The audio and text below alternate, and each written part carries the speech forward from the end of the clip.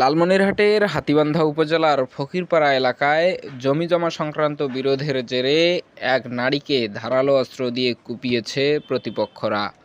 সে সময় তাকে বাঁচাতে গেলে হামলাকারীদের আঘাতে আহত হন আরও দুইজন। আহত ওই নারীকে উদ্ধার করে হাতীবান্ধা উপজেলা স্বাস্থ্য কমপ্লেক্সে ভর্তি করেছেন তার স্বজনরা। সকালে ঢাকাতে আইসি, আবার পরে আমার বড় মামার বাড়ি গেছিলাম। আমার ঘরে স্বর্ণ ছিল আর কানের জিনিস গেছিল, এটি সব নিয়ে গেছে। লয়ে যাওয়ার পরে আমরা আয়া দেখি আমার ভাইয়ের বোনে ধরে মারছি, আমার ভাইয়ের মারার পর পরে হারে গেছে না। আমার ঘর ধুয়ে যা আছে সব মনে করি ভাবছি। যারা আপনার ভাইয়ের বউকে মারলো তারা সম্পর্কে আপনার কি হয়? আমার কিছু হয় না।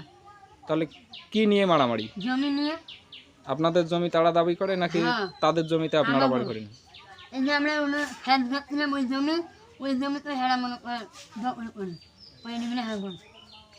ভুক্তভোগী ও স্থানীয়দের দেওয়া তথ্য মতে ফকিরপাড়া ইউনিয়নের পূর্ব ফকিরপাড়া এলাকার মোহরউদ্দিনের পুত্র আবুল হোসেন, আবুল হোসেনের পুত্র আজিজুল, সাজু এবং আজিজুল ইসলামের পুত্র রশিদ, রাশিদ, সাজু মিয়ার পুত্র মিল্লাত সহ আরও বেশ কয়েকজন জমিজমা সংক্রান্ত বিরোধের জেরে ভুক্তভোগী ওই নারী ও তার ননদ এবং স্বামীকে পিটিয়ে এবং ধারালো অস্ত্র দিয়ে কুপিয়ে গুরুতর জখম করেন।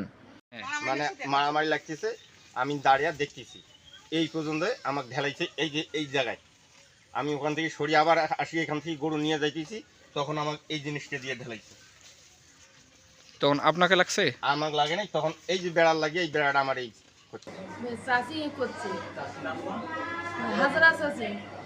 কেন আপনার উপর হামলা করলো কেন? বাড়ির সঙ্গে যে আমার নরম খুঁজতে আমার নরম পায় নাই, আমাকে হামলা দিছে। আমাকে কি বলছিল? যে আমাকে সে দেবে, আমার তোমার নরম কই, আমার নরম নাই।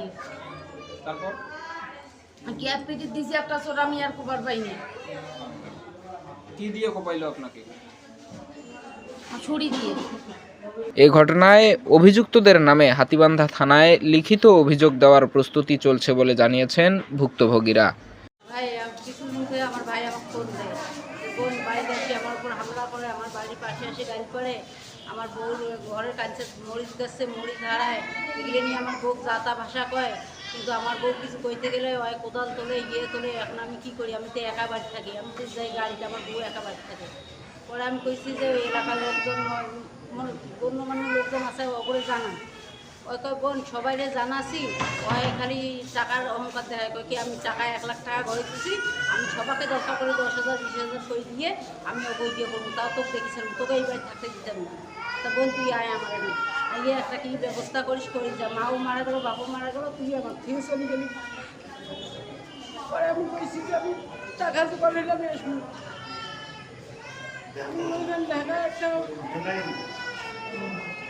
আমি ঢাকায় একটা পয়সা ম্যানেজার করেছি, পয়সার দায়িত্বে আছি। আমি ওখান থেকে ভাড়া ঠিক 5,000 টাকা দিচ্ছি, সেই টাকা নিয়ে আজকে রাইতে কালকে রাইতে আমি রওনা করছি। আরও 50,000 টাকা আমি নিয়েছি, মনে করেন গিয়ে তুলছি, আমি 50,000 টাকা তুলছি। যে কাগজপাতি মনে করেন অনেক জমির আমাদের সমস্যা, কাগজপাতি তুলি, যার কারণে 50,000 টাকা আমি নিয়েছি। আমার হাতের কানের গালায় এগুলো আসলে সব খুলে বিছানার উপর শুয়েছি। একটু পরে আমার বড় মামি এসে আমার ডাক দেয়, মা সিগলি করিস না, এত ঠান্ডা মাথায় পরে কথা করে আমার হাত ধরে টান দিয়ে নিয়ে গেছে ওর উপরে। এরপর সে পরে কী হয়েছে আমি জানি না। পরে সিগলি শুনি যে ওর বউয়ের ঘাড়ে চোট দিয়েছে, ওরে এসে মারছে। আমি আগে প্রথমে ঢাকায় ছিলাম, ঢাকায় থাকার পর আমার মা বাড়িতে ছিল। বাড়িতে থাকার পর মনে কর আমার মা তো মনে কর কোনো কিছু বোঝে নেই, অসুস্থ ছিল।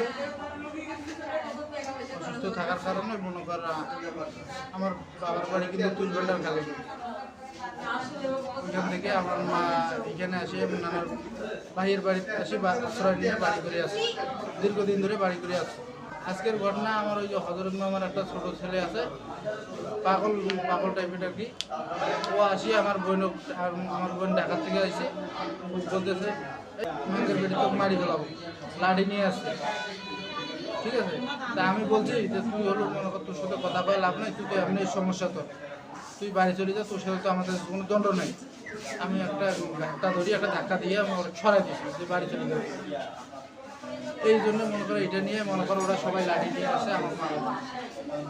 ঘটনার সাথে জড়িতদের আইনের আওতায় এনে দৃষ্টান্তমূলক শাস্তি এবং জমিজমার বিরোধ নিষ্পত্তিতে প্রশাসনের শুভ দৃষ্টি কামনা করেন অসহায় এই পরিবার।